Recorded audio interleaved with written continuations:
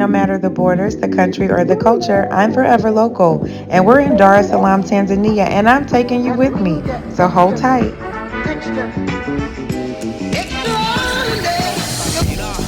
In this video, I'm in Tanzania. I said that earlier, right? I'm in Dar es Salaam. In this video, we're going to go around and see some different food places as well as lodging. Now, the tea is I changed my diet and I went to plant-based, but I was really trying to eat seafood since I was so close to the water, but my stomach was not having it. It smelled good, looked good, but it just wasn't for me at the time. And so close to the ocean, how could you not want to do seafood? It's so frustrating.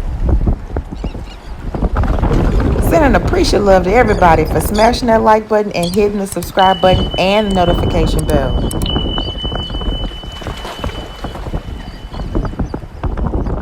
Okay, so this next spot I'm rolling into, it was clean, but it wasn't, and it was kind of old too. I ain't gonna lie to you. It was all right though. And yes, I'm such a dork. I know.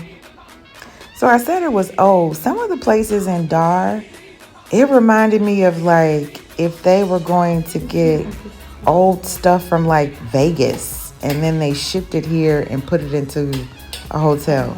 It's very weird. I always thought they smelled like a screen or something for that. And Mama, don't be talking about my filming skills because I'm just dumb. I appreciated two things about this place. One, when I entered to check in, I was greeted with something to drink. Two, there were men working in traditional tribal garb like it was nothing different about it. Loved it. I gotta give them credit. At least they left me some toothpaste and a toothbrush. These were a few places of things to do while you're in Dar. Everyday things. Here's another place that I stayed. Clean but not clean. And again, it's that same, where'd you get this furniture from? Like, where was it before I got here? It wasn't new. I don't know.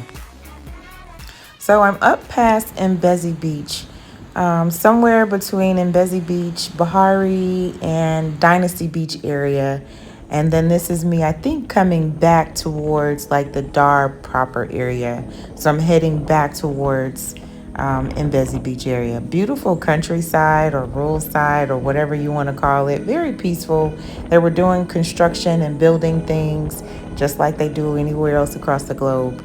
But nice little piece of stretch of land that anything is possible on. So every time I went and stayed at a different lodging, I always bounced back to Mbezi Beach.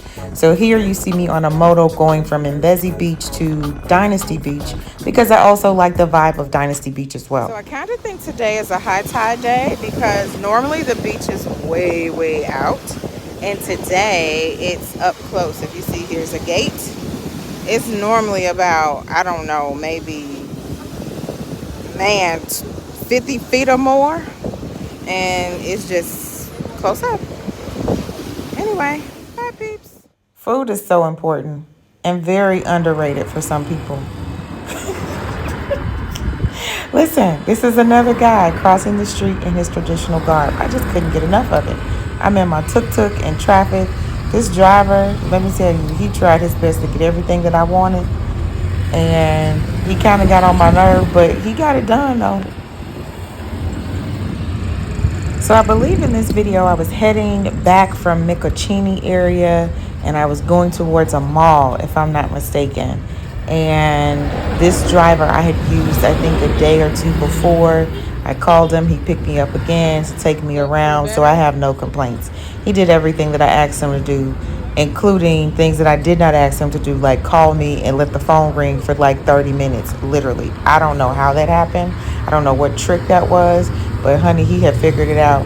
This was his last day touring with me because I just couldn't take it. It was too much. I don't know you like that for you to be calling me and let the phone ring for 30 minutes. Can we say stalker? Okay, but on a positive note, a tuk-tuk is a good way to go around Dar for transportation purposes. It's very inexpensive or very cost effective, and you can go anywhere in the city. It's not limited on where you can go, and you get a chance to see quite a bit. It is a different way. If you've never been inside one of these vehicles, it's a different way to tour and see things, and so I enjoyed it, and I would do it again if I had the opportunity to do so. So I would suggest, if this is something that you're considering, don't be afraid. Hop in. If you see, I actually am moving around with my luggage, leaving from Mikocheni to go back to Mbezi Beach area. Like I said earlier, I'm always bouncing back and forth between wherever and Mbezi Beach.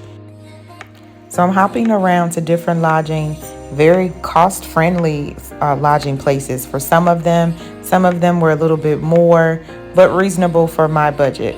But you do have an array of places that you can stay with a huge range, a budget range. I just always ended up back in Mbezi Beach, and when I couldn't find anything different in Mbezi, I ended up in this same place because I actually love the view, right?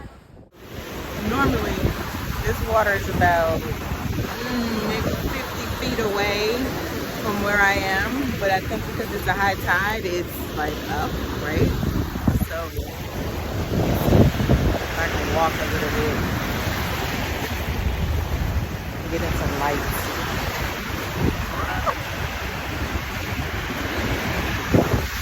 So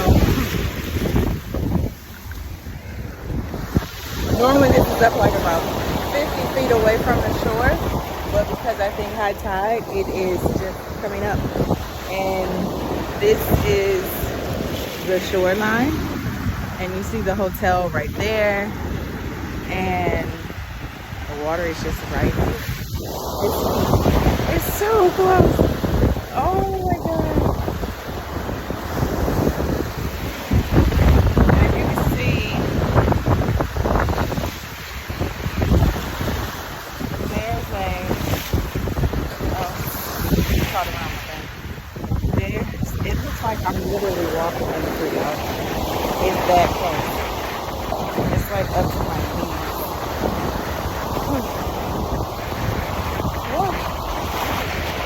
But so this coast is right here. It's nowhere near that.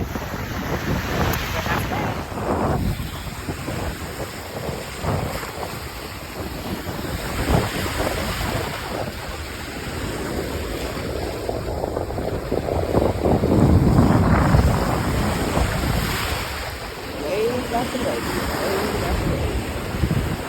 Way back away.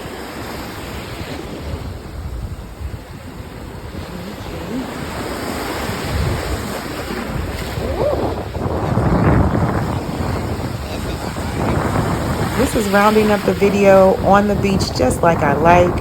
I'm showing some more food places here. I kept trying seafood. It wasn't really working for me, but I kept trying, right? But look, this is forever local. No matter the borders, the country, or the culture, I'm forever local, and I'm taking you with me.